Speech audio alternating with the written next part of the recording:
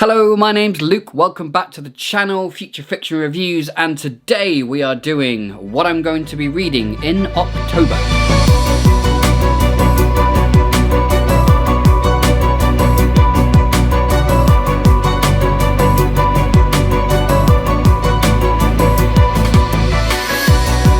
Hey folks, good to see you again, and I hope you've all had a really good September reading. And I've been thinking about this week what I'm going to be reading in the month of October. And don't forget to like and subscribe so you don't miss any of my content when it comes out. So, like I kind of mentioned in the previous video, I'm going to try and do like 4 books a month. And I'll probably choose a soft sci-fi, a hard sci-fi, a fantasy, and then a book that's kind of in between soft and hard. Might be a military sci-fi or a speculative thriller, or like a classic science fiction, which I'm really looking to get into in the channel as well, because despite saying I'm a massive science fiction fan, I am loath to say that I haven't read a huge amount of classic sci-fi, you know, from the golden age between the 1930s to the 1960s. So I've hardly read any of that. So there is plans on this channel to do one of them a month as well. You know, because of the restricted word count back in the day, they'll be quite short reads, so that'll be good to kind of get in between my big modern chonkers, as it were. So, without further ado, let us get into the first book I'm going to be reading in October, and it is a fantasy book, and it is an ARC that I've been kindly sent, an advanced reader copy, by author L.N. Bayen. This will be her debut novel, debut book, and it's called The Wingspan of Treason. This is a kind of 600 plus page book. Anyone who follows me on Twitter will see that Lambia, the author, sent out these ARC packages with just beautifully wrapped, with some amazing little gifts inside. She'd emailed everyone previously to ask whether we like coffee or tea. So, you know, we got maps, we've got reprints of maps, we've got beautiful bookmarks. I mean, we've got this bookmark here. Absolutely beautiful bookmark with a kind of metal pendant on it. Some stickers, some joss sticks, and then a selection of you know, exclusive coffee bags. It was just a wonderfully thought out, loving gift to these reviewers that are going to read her ARC and put, you know, and hopefully put a review up as well of it, which I certainly will be once I've finished this book. Let me give you the little blurb on the back, what it's all about. Invalmar, a great kingdom boasting unrivaled peace and a brutal grip over the known world. A kingdom built with blood. Former Invalmari Prince Klaus surrendered everything to it. Now he's fleeing a shattered betrayal and wondering why his parents want to kill him. Neighbouring Dorinda, a once magnificent realm devastated by Invalmar's damming of its mighty river, may offer Klaus a new life mapping distant roads. But feuding Dorinda makes poor refuge for a fugitive mapmaker, and there's no peace from his questions here. Questions about who his real family are. Questions about the sentient particles awaken in Dorinda's desert, intent on unearthing the devastating secret buried in its sands. Because this desert wind is thick with poets and pirates, shamans and spaewives, and the answers are far worse than Klaus could have imagined.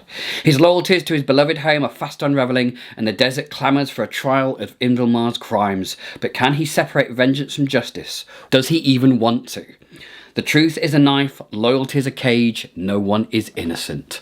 So, sounds very exciting, very expansive, very character focused on Klaus by the looks of it, and the secrets he has and the journey of unravelling those secrets. So I'm thoroughly looking forward to that. That is going to be my first read of October, and that is my fantasy book of the month to read. Then I shall be reading a space opera. This is my soft sci-fi that I'll be reading this month, and I am entering the world of the Polity universe by Neil Asher, and I'm starting with Gridlinked, which is the first book in the Agent Cormac series. The Polity universe, which Neil Asher has created, is kind of like a it's a universe, like a galaxy, where AI controls human polities.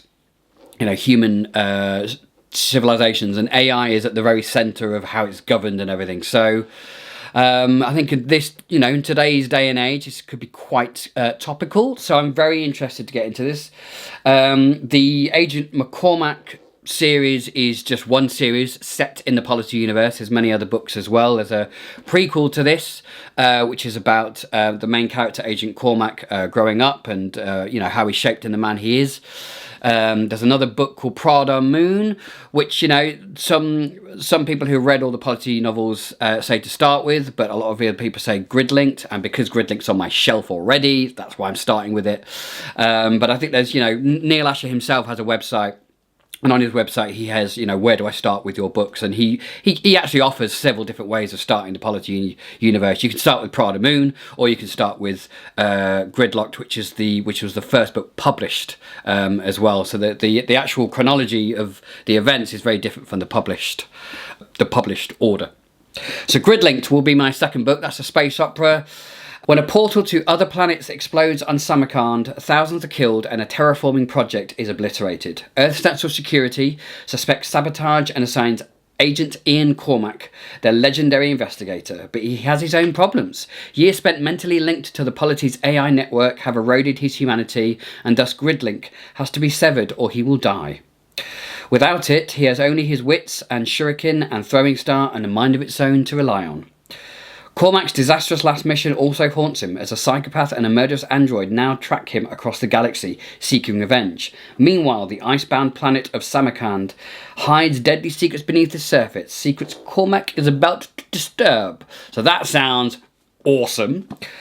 So we've got AI networks, psychopathic murderous androids, and there seems to be like a real cyberpunk element to this as well, being linked up with implants, linked up to networks. It's a very cyberpunk kind of trope.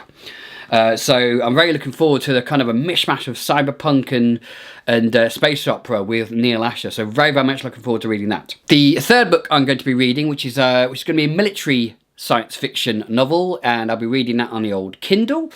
That is called Salvage Title by Kevin Stevenson. I came across this book on Jonathan Cohen's channel. I really like watching his channel because he tends to read a lot of science fiction by authors I've never heard of. Maybe, I don't know, maybe it's because those American authors don't have any publishers in England, or whether they're just completely under the radar. But that's why I like watching his channels, because I get a lot of recommendations to books and authors I've never heard of before, which is always good. I'm always trying to expand my horizons, particularly through science fiction and fantasy, and discovering new authors, discovering new stories. So Salvage Title is by Kevin Stevenson. I do believe he is actually an ex-veteran himself, which gives him a unique perspective in writing military science fiction. I shall give you the little blurb on this one. The Salvage Title journey begins. They couldn't afford a ship, much less cost of registering one, but there is always a loophole. Harmon Tomerill wanted nothing more than to go into space. Sent to an orphanage when his parents were killed in a sandstorm, the odds were stacked against him. Despite that, he made it to the academy and graduated in the top % of his class, only to find out that the fleet did what it wanted regardless of regulations, and he came from the wrong planet. He didn't give up his dream though, because where there's a will, there's a loophole, and Harmon and his friends found their loophole in the Top Fleet Marine competition. The winner would get 100,000 credits, which could just be enough startup to start their own salvage company. If they could build a mech and win the competition, they would be set. But the fleet had already shown that they didn't want him in space, so it will be an uphill fight. Good thing his friends in the crew were very much against fleet regulations. So this sounds pretty damn good, pretty exciting. Jonathan Cohen said, this is a real good, short, fast, fleeting read, which is kind of good because, I'm reading The Wingspan of Treason is 600 plus pages, and the hard sci-fi, which I'll come to get to, is a massive book as well, so it's kind of nice to have this little book to read through. It's just action-packed, fast-paced, event to event, and I'm really looking forward to reading it and just getting a little slice of military sci-fi into my TBR. So very much looking forward to reading Salvage Title. And the last book I am reading this month is actually a continuation of a book I'll be reading through September, and that is Great North Road by Peter F. Hamilton. As I mentioned, this is 1,000+ pages, and it's a very dense book. It's not a book you can read through quickly. He gives you a lot of information. The world building is just massive, and it's dense, and it's descriptive. You know, it's not, Peter F. Hamilton's not for everyone, because he really does like to tell you everything about the world that the characters live in. He's very much an ideas man. He's very much he's very, very good at extrapolating current technology and putting it into a future setting, and just kind of running away with the science of it, and just creating these incredible kind of machines or technology. He very much like, for instance, you know, this is primarily a detective story, or one part of this book is a detective story. So, you know, he takes what forensic sciences that we have now and really develops them in this book. You know, it's set in Newcastle, so every street and road has what they call smart dust, which is basically laid into the concrete, which can basically pick up signals and sensors. And then pretty much every building has meshes on. They're like kind of invisible electronic meshes. So basically what they can do is go into these what they call zones, and basically create a virtual picture of, say, you know, if they're looking for an escape car in a crime, they can literally trace the car through, because it basically, these meshes and these smart dust creates a virtual picture of what actually happened at that specific time on a specific day. So it's taking forensic sciences and making it super futuristic. That's what he does so well. So I'm really enjoying this. I'm 300 pages in at the minute. By the end of this month, I'll probably get to the halfway mark, 500 pages, which is what I want to get to at the end of September. And then I'll be reading the other 500 pages through October as I read my other 3 books. So yeah, that is my October plans. Nothing too crazy. As I said, I'm keeping it to three or four books. It's easy for me to do that without any pressure of trying to pack as many books in as possible, you know, and I have lots of other stuff going on, like everybody does, you know, so I can't sit down and read as much as I would love to. I'd love to spend every day just sit down reading, but I can't. So, but those are the 4 books I'm aiming to read, and of course I'll be bringing reviews of those books here onto the channel, and also in the written form with Before We Go blog as well. My next video will be a review of One Way by S.J. Morden, which I finished last week. Thoroughly enjoyed that book. I'll give you a more in-depth review on the next video. So until then, happy reading, and revel in the destruction of your TBR. See you later, folks.